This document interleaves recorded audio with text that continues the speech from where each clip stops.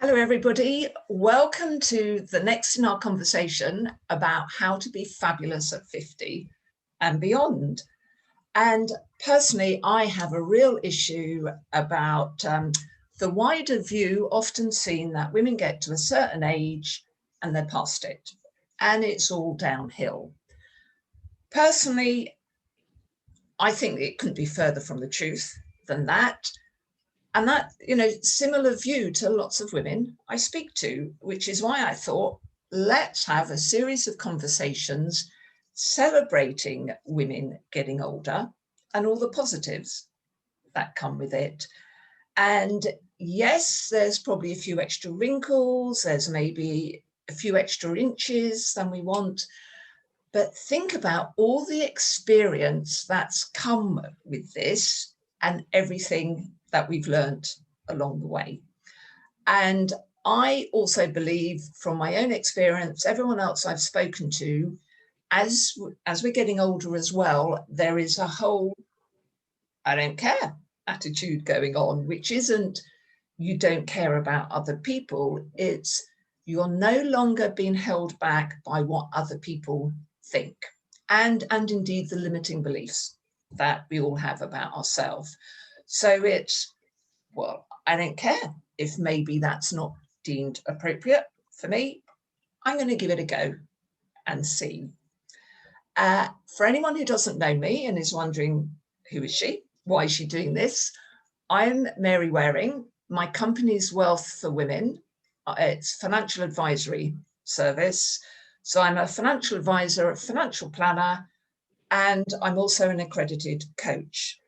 I've got a new program I'm introducing specifically aimed at this age woman. So the woman who's 50, 55 plus, and she's ready to leap into that next stage of life.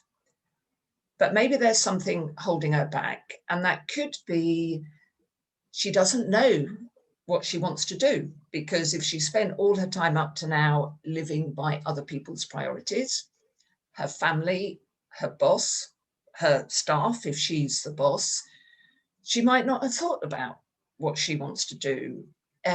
It might be there's some fear, because we've all got fear around changing. Now, that is where the coaching is used. She may also have fear about, well, she can't afford it. There's a whole fear around money, particularly if you're cutting back on hours. So that's where financial planning comes in. So the program is looking at what is it you'd like to do? Let's check you can afford it, because if you can't afford it, it's a wish rather than a plan.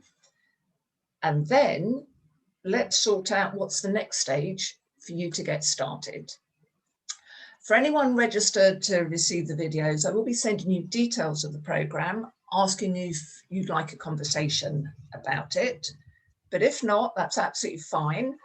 I'd say sit back, listen, enjoy. There's going to be 5 conversations over 5 days, all about celebrating getting older and the benefits that are coming with it. Today, we're talking to Breeda Bermingham.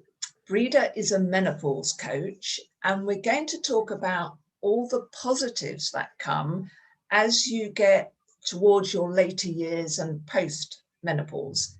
So Breeda, hello to you. Thank you for joining. Hello, Mary. Lovely to be here. Yeah. And great to hear what you're doing. It sounds fantastic, what you're doing. It's like a new... it's a new way of looking at midlife. And when we think about it, like culturally and societally, there's no template for women post-reproduction. You know, we're girls, we become women, we have a career, we may or may not become mothers. And then after that, apart from being a grandparent, there's no template out there for us. And we have to look at the fact that, you know, in the world today, we've got the greatest demographic of women entering and going through their 50s who are educated, they're economically independent, and they're in the workforce more than any other time in history. So you know, there are more of us, there are more women entering midlife, and we are educated, we have more resources. And as a result of that, what I've seen as well in the whole area of menopause land is more and more of us are finding our voice around this area of menopause, which has been a massive taboo subject for decades. It has, hasn't it? And I think as well, the whole, you know, post-menopause, and I hate that term, I absolutely hate it, because it's, I think, really sounds like, oh, it's all over.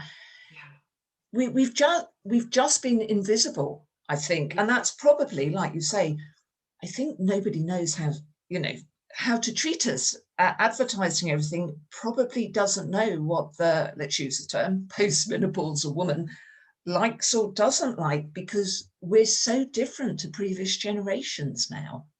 Yes, yeah, that is completely true. And like we're a new generation, and we're kind of trailblazing. I feel where we are now in 2000 and 2021. There's a massive, I noticed, change happening, in particular in the UK, when it comes to menopause. And the way I look at the midlife women's movement, as I see it, where more and more women are speaking and coming into the menopause space, a space that has been occupied, let's say, by male doctors and professors for years and years.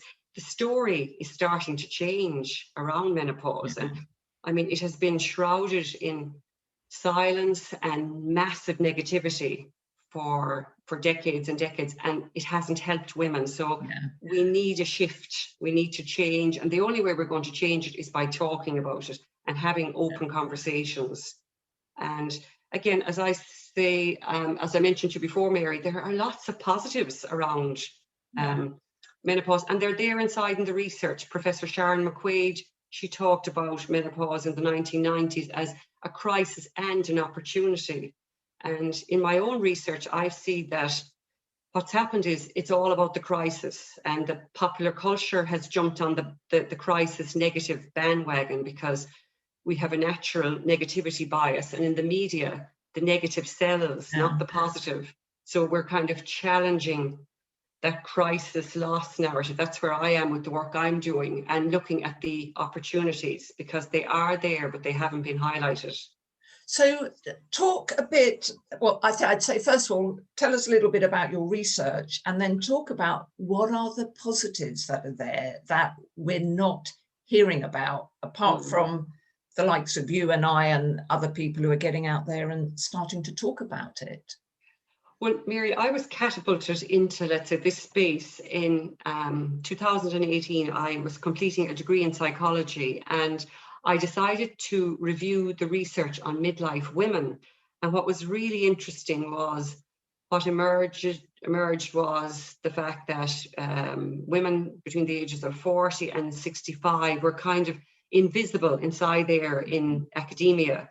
There's very little research, and it's only in the last 2 or 3 years that the consequences of this are starting to emerge. And if you look at books that have been printed only in the last 2 or 3 years, Caroline Criado Perez's book, Invisible Women, that was 2019. Then Unwell Women came out last year. Eleanor Creighton's book, again, all about medicine and how women's bodies, let's say, have been treated for generations. And then this year, we've got The Authority Gap. It's Marianne Siegert. And again, it's all about the unconscious bias when it comes to women and men's progression career-wise, and also in healthcare. So I was reviewing the research, and something just didn't resonate with me, because I'm a former midwife and public health nurse. So I've been working with women for years, and my experience of women is that we encounter challenges all of the time, but with the right supports and information and education, we overcome. And what I couldn't understand when I was reviewing the papers was, why is menopause so different? And what is it about menopause that women can't seem to overcome? And what I discovered was that there's no preparation, there's no education, and there is very little publicly accessible information. And this is all contributing to a lot of the crisis that's happening. And here in Ireland in May, we had 8 days on the national airwaves of women's voices talking about menopause.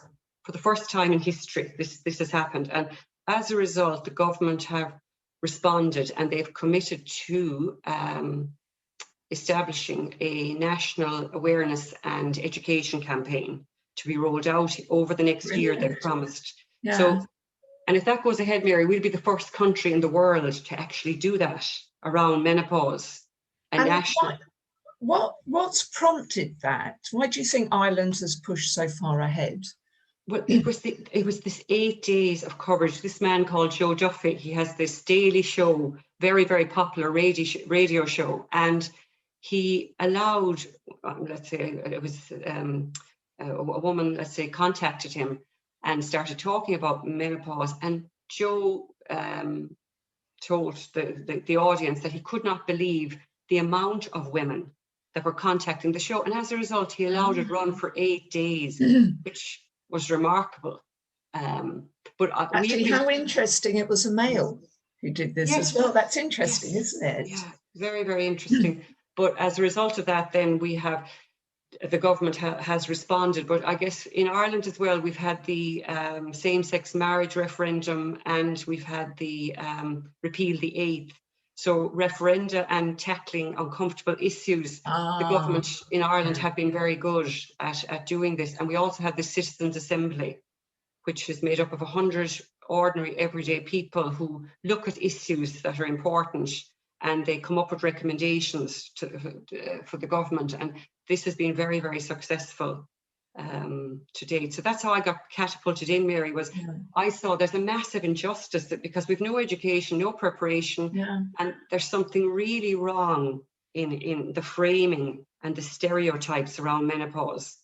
And as a result, I set up the Midlife Women Rock project, encouraged by friends on a Facebook page back in 2019. And that brought me into Social Entrepreneurs Ireland and into their academy. And they helped me set up the Midlife Women Rock cafes. And the idea for those cafes came from breastfeeding support groups that I used to run, and mother and toddler groups, let's say I did in the community. I saw the power of women coming together and supporting each other, and sharing advice and information. And as a result of that, I set up the cafes, got women to start coming to meet each other over a cup of coffee. And I started sharing the information I was finding. And what was really interesting was I started sharing some positives that I discovered. And every single woman I shared a positive story about, each of them said to me they had never heard anything positive about menopause in their lives. Never. And why has it been so negative, I wonder? Why has it taken until 2021 for someone to start saying that there's a lot of positives going on as well with that age? Yeah. It's so interesting. You know, I look back, look back in the academic literature, trying to find out, you know, where has this massively negative story come from? And it's structures and systems, Mary, are you know, that are in place. They're kind of hidden in place, that have been there for generations in many ways. But then if we go to recent times, we have to look at Feminine Forever, this book that was published in the 1960s. And women who reached the end of their reproductive life were classified as withered, crippled castrates who reached the end of their sexuality and the end of their femininity. This is how they were depicted. And the man that wrote that book, his name was Dr. Robert Wilson. His book became a bestseller. He traveled throughout the United States telling women, this is what happens to you when you reach the end of your reproductive life. But hang on, I've got the answer. Very, very high doses of equine hormone replacement therapy. He said this was the answer. Right. Now, it wasn't really about the hormone replacement. It's about the depiction. It was the way he framed women. And there was massive silence as a result of that. And Dr. Gail Sheedy wrote a book in the 1990s, and she went on to Oprah, and she tells a brilliant story in the book. She was talking about it as the silent passage, and she also was looking at what happened, women that they shut down when they came to here. And the producer on the Oprah Winfrey Show told her that as a result, this is the power, I suppose, of taboo and the power of the negative story. Yeah. He told her that it was easier getting people into the audience of the Oprah Winfrey Show who had killed a spouse than it was to get menopausal women, or women to come in and admit they were menopausal. This was the 1990s. Gail Sheedy talks about it in her book.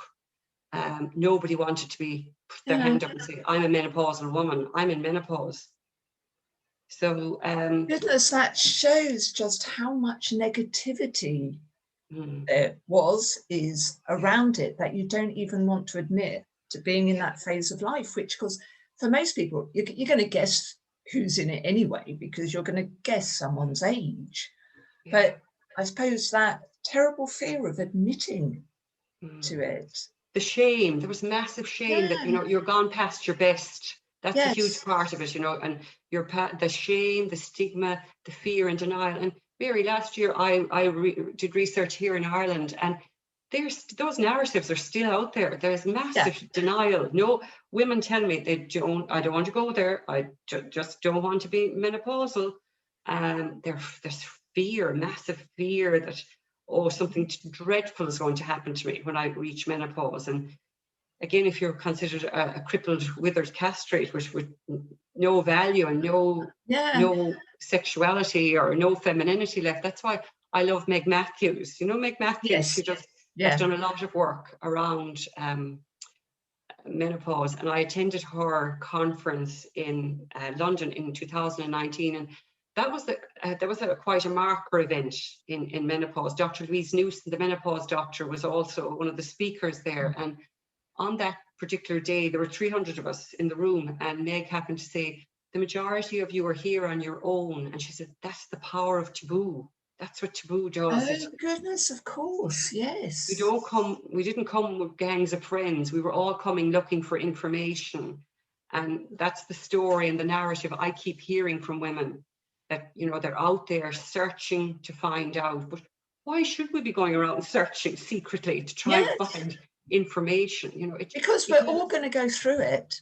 Everybody is. The only thing that's going to vary is the age and the symptoms and how long it lasts, but we're all going to experience it, aren't we? Yeah. Every woman, it's not, you know, unlike childbirth and pregnancy, everybody is going to go through menopause. And again, from my own research last year, I discovered that a lot of the crisis is coming from, again, no preparation, women not realizing they are actually perimenopausal. Like pre-2018, Mary, I never heard the word perimenopausal. No, neither me, no. Yeah.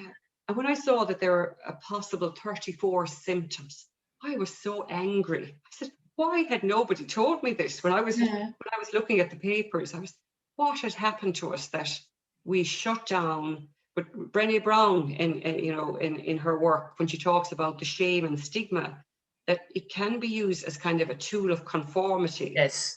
Yeah. So it's and if looking back, maybe historically, you could argue that it was something to keep women who had past reproduction quiet, and there was no role for us. And that's key to where the big cohort is now. There are more and more of us here, and there are more of us speaking out, saying we're not finished at 50. Yeah, we're certainly not. Well, far from it.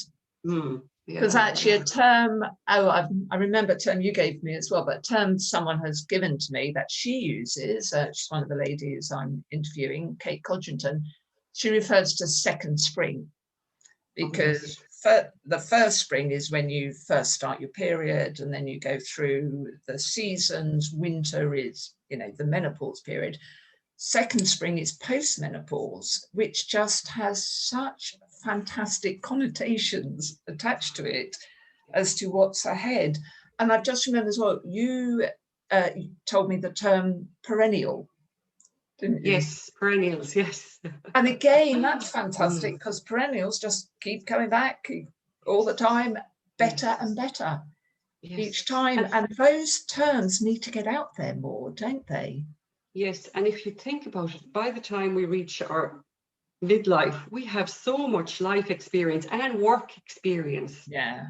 And this is where the innate leadership potential, you were asking me there about the positives, Mary, of menopause. And of course, there are a lot of, debilitating symptoms. But once we get on top of the symptoms and we start, moving through, because menopause is like the reversal of puberty. That's the way I describe it. It's the transition. It takes a number of years. And it's like you're going from the caterpillar into the butterfly. And that's very, very true. I've spoken to a lot of women post-menopausal, and that's how they describe, the messy middle part, and getting the help and the support if we need it going through. We come out on the other side. And I talk about the opportunities, second chances, access to deep creative power, which is available to us. And Margaret Mead, the anthropologist, she talks about this in a lot of her work. And courage. And a lot of women laugh at me when I say courage and confidence, because when you're in perimenopause, or when you arrive at the door of perimenopause, a lot of the time our confidence can dip. There may be some anxiety, maybe a lot of physical symptoms, hot flushes or sweats, and confidence can naturally dip for a while. But again, it's about the investment in the self and finding your way through that journey. And you'll find that your confidence can actually rise. And this innate leadership ability, which I'm very interested in myself, because there was a paper written in 2019 or 20. It's called Killer Whales, Killer Women. And it's an Australian academic. And she talks about the whales, and they're the only mammals that go through menopause. And they become the matriarchs, or the leaders in the pods. And she was postulating that, is this the real role for postmenopausal women? Is leadership and innate leadership ability? But again, we don't have role models for it in the world. And that's true, because I've read as well about the whale community.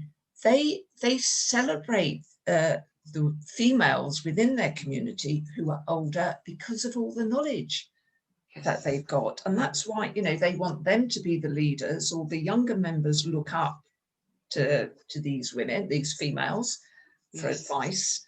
And just interesting that we're at the other extreme, and we deem that all of a sudden, maybe because you've got a few extra lines, you're not as valuable as a much younger person, which is crazy when you think about it that way. And if you think about, again, if we look at other cultures, let's say like South Asia, or the Mayan cultures, they're very positive. Or even in India, once women stop menstruating, there's a massive freedom around their body, and around, I think they can actually travel out on their own, whereas when they're menstruating, they can't. So there's a liberation attached to it. But it's the stereotypes and the depictions in the Western world. They've been massively negative, and they've massively inhibited women's progression both in the workplace and in society. And that's why as well we have to change the story. And I'm writing a book, Mary, as well, on, again, trying to shift the story, trying to shift it from that negative to the positive. But what's happening in particular in the UK at the minute, it's a little bit like Glennon Doyle talks about, the uncovering in order to recover. So what's going on at the minute is that, like, we're hearing lots and lots of stories, and that has to happen for progress and change to occur. So but I think really feel that, change is afoot, from just being an observer of everything that's going on.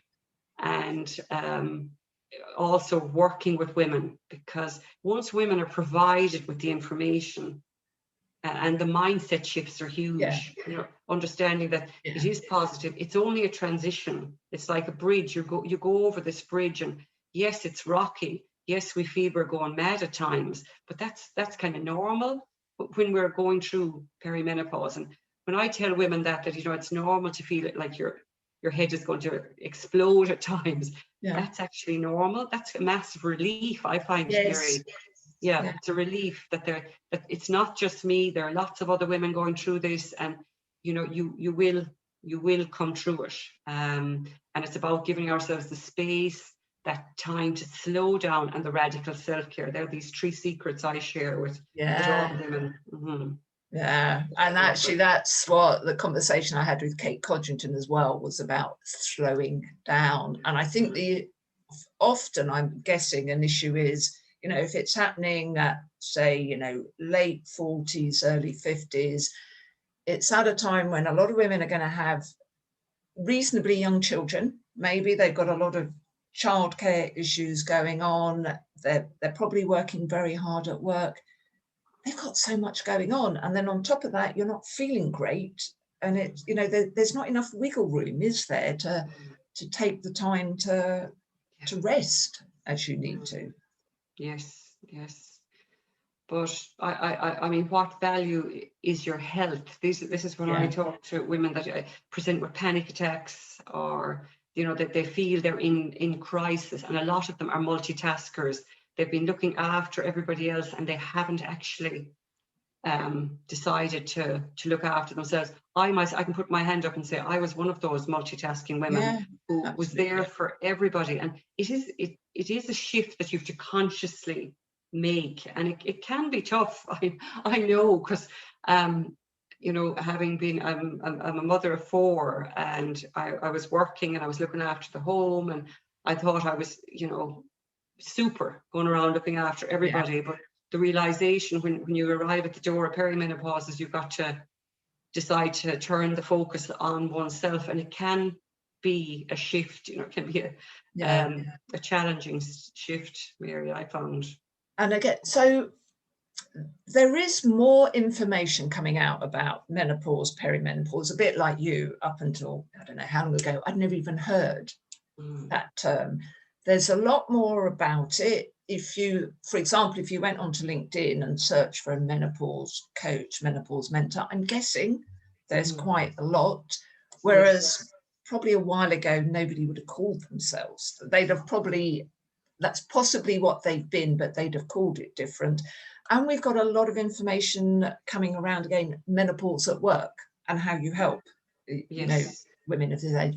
So it is changing, isn't it? Maybe slowly, but we are moving forward. Yes, and it's women, it's everyday women that are going to change the conversation, Mary. I mean, last week I picked up Hello Magazine, and I see Lisa Snowdon on the front cover, and she's talking about menopause. Now that this is how you move it and shift a taboo. It's the media deciding. And then somebody who has a profile like Lisa Snowdon talking about it, or Carl Vorderman, or Lorraine Kelly, the media, and they're looking at these women and they're saying, okay, these are menopausal, postmenopausal women, and they've got over what this massive negative so-called story. But we have to change the story. It has to be changed, because if we want more and more women to remain in the workforce, like 900,000, Mary, in 2019 left work in the UK due to menopause, some stage of menopause. 900,000 women. Well, I suppose that's what happens, isn't it? You're struggling. You don't want to admit to struggling, maybe even to yourself. And what a waste if what you then do is leave, because you think that the best way to cope with your issues is actually just get yourself out of the workplace. But what a terrible waste of the knowledge that these women have got. And I can fully understand why they decide to leave, because other women around them may not be talking about it. They've nobody in the HR department to go to, or as what happened in the British police force, some enlightened person back in 2017 noticed that a lot of women were leaving in their mid to late 40s. And I think there's a man, he said, what's going on here? Why are they all leaving? They're all going off on stress leave. And it turned out they were all in perimenopause, but nobody had diagnosed them as perimenopausal women. Maybe take 6 months off, maybe even take a year off, but you don't have to leave forever. Yeah. You know, you can always come back on your own terms, which a lot of women that I work with say that they have had to take time out, but they are going back on their terms. And we're all living longer, Mary. This is the other. Yes. Yeah. This is why there's a gap between, you know, for women in their 50s, 60s, I think, and even 70s. You know, there's huge opportunities coming down the track, because if we're healthy at 50, your longevity, you know, you could have another 40 years ahead. Absolutely. Yeah. And I mean, go back again to maybe our mother's generation, it was all about grandparenting. Go back to 20 years ago, maybe it was all about maybe, you know, retirement at 60, going off playing golf or going off to the sun. Women today don't see, from a lot of the women I'm meeting, they're saying, you know, actually there's more to me. There's more maybe that I can actually give. And I look at, let's say, Michelle Obama, Melinda Gates, Mary Portas. They are great role models for women in their 50s, because they're all back in, they're visible, let's say. There are women, and Kamala Harris, let's say, was a massive, it's the visibility of women in their 50s and 60s. That's what we need more of. And we definitely, and again, which is why I'm quite keen on these conversations, we need women having conversations about, there's some real positives there. And yes, they're tough times as well, and dependent on your situation, you know, it's going to be harder or easier than on someone else.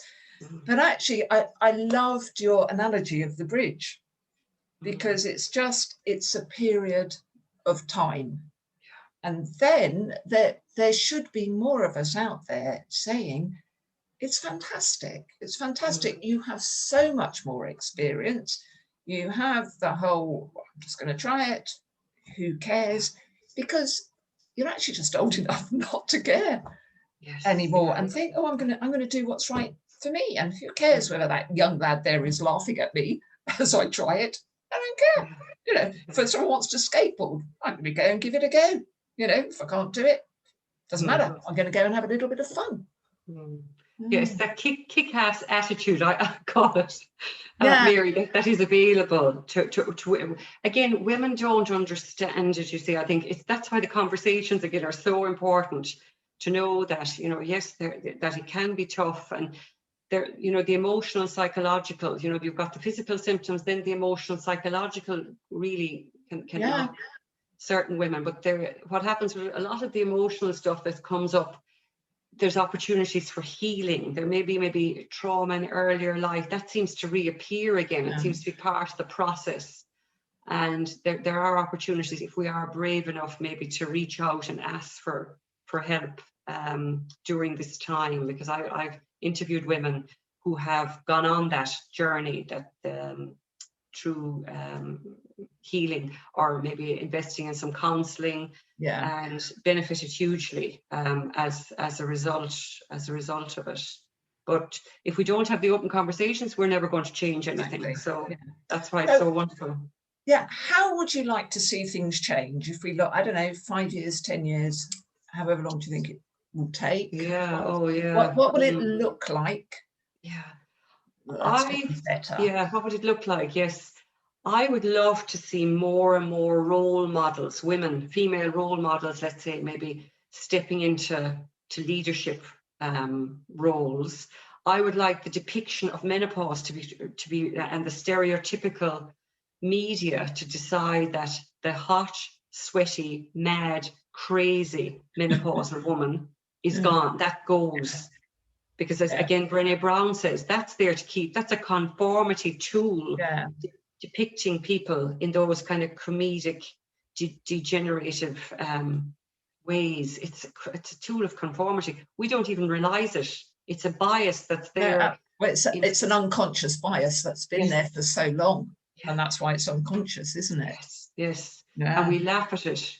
And we laugh because we've no other language to use around menopause. But my belief is we have to talk about, understand what is perimenopause, educate women on, you know, the physical symptoms, the psychological, emotional, and understand that if you want to get over that bridge, it's like a jigsaw puzzle. You've got to get on top of your physical, you've got to manage the emotional, psychological, and then the last piece of the puzzle, which I discovered at the end, was there's a spiritual element, Mary, to women kind of really thriving as we're moving through these years. And Lisa Miller talks about the psychology of spirituality, and Grace Davies, who's a very well-known UK sociologist, talks about this belief without belonging and the power of spirituality as we're moving through our middle years, that it can be a huge asset to tap into it.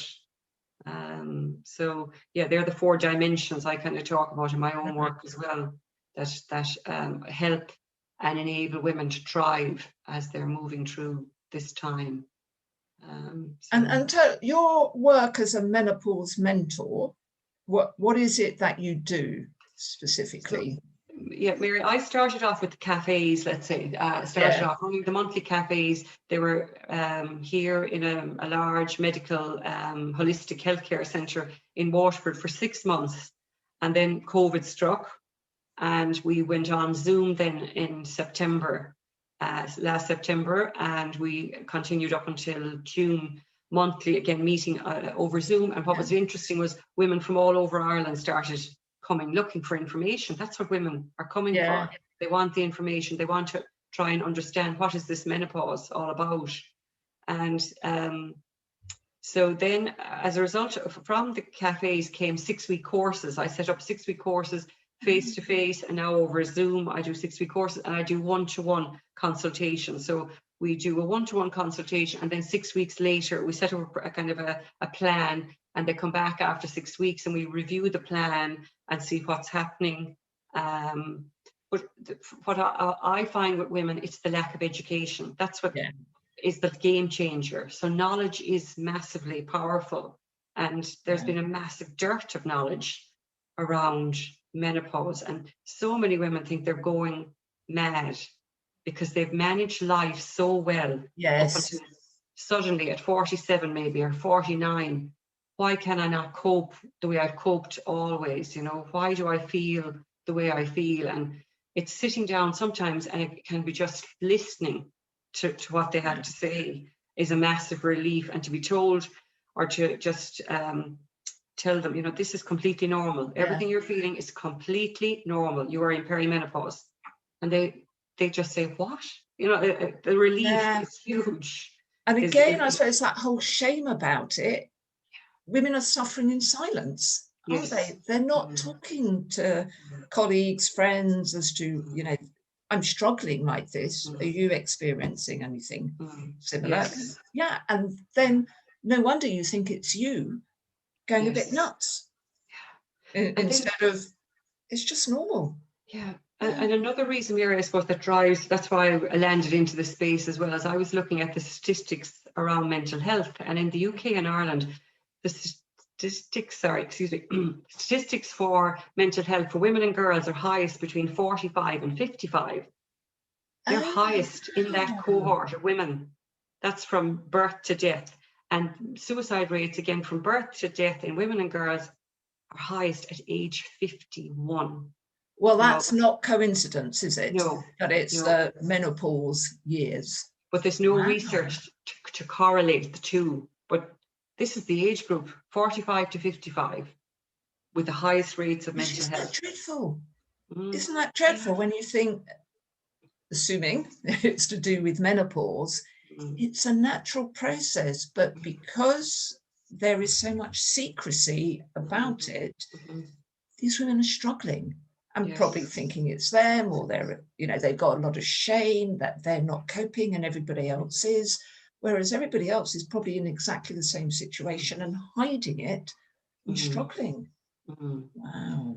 In that book, Feminine Forever, I know there was also mention to women, again, you know, about the physical appearances, Mary. You know, in the Western world, like, we are a bit obsessed with how we look compared to other cultures. And one of the paragraphs talked about, you know, if you want to hold on to your husband, you know, if you're in menopause, the chances of you losing him are much, much higher. This was all fed to women. Let him go if that is you. Let him go.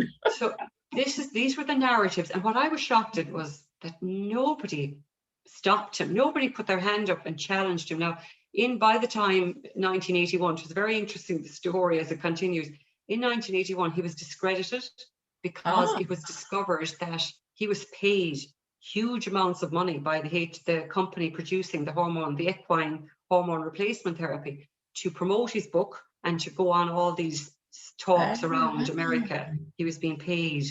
And I in my own research I wrote last year, I said, even though that's a story in the past, the remnants of the way he depicted menopause, and like we followed the United States, you know, the way for a long time, Ireland, UK and Europe were all looking to America. So this is what was coming from the States in the 60s and 70s and 80s. And Germaine Greer, that feminist and author from Australia, she tried to challenge the depictions, and again she was considered mad. This mad narrative around us women when we reach the middle years. Sure, we all go mad. Is great as a load of rubbish and bull. It absolutely is rubbish. But if you feel that this is what's happening and you have no understanding around it, you can understand why women feel that way. And anger, I suppose, Mary, one last thing I want to say, anger is very interesting, this anger and irritability we have. And I experienced it myself for 9 months. I was very aware of this anger, because normally I'm quite a balanced or relatively quiet. I don't lose the rag very often, but this anger was emerging. And had I not seen it in the literature, that it's a normal part again of us going through, I would have been very frightened about it. But I journaled quite a lot during that time. And the anger is kind of an opening to kind of a powerful energy within us. And it's to understand about the anger is vitally important. Again, had I not read about it, I would have been very scared about what was happening. I wouldn't have understood what was happening. And other women say the same when I tell them that that's normal, that's part of the progression through menopause. So it is that whole knowledge is power, isn't it? Knowing things rather than it all being shrouded in secrecy. Yes. I've got to say, Breeda, I've loved our conversation. I could keep talking for ages, but I'm aware that we probably need to draw it to a close. So someone listening in wants to know more about your Midlife Women Rocks or anything else. What's the best way for them to find out some more about that? Okay, so the Midlife Women Rock project, there's a website, and I'm also on social media, on Instagram, Facebook, Twitter, LinkedIn, and they can reach me there. And the Midlife Women Rock cafes are coming back on Zoom again in September, and everyone's welcome to join. Brilliant. So what I'll do, I'm going to put in the comment section below all your contact details. I'm going to say, for anyone listening in, make sure you do sign up, because there are 5 of these wonderful sessions happening this week. So if you've popped in partway through the week and you haven't listened to the earlier ones, make sure you sign up. You'll get access to all of them, because actually it's going to be these sorts of conversations that are going to get that message out there about looking at the positives and stop all this secrecy that there's been. So Breeda, thank you so much for all your information. It's been wonderful. Thank you. Very welcome. Thank you, Mary.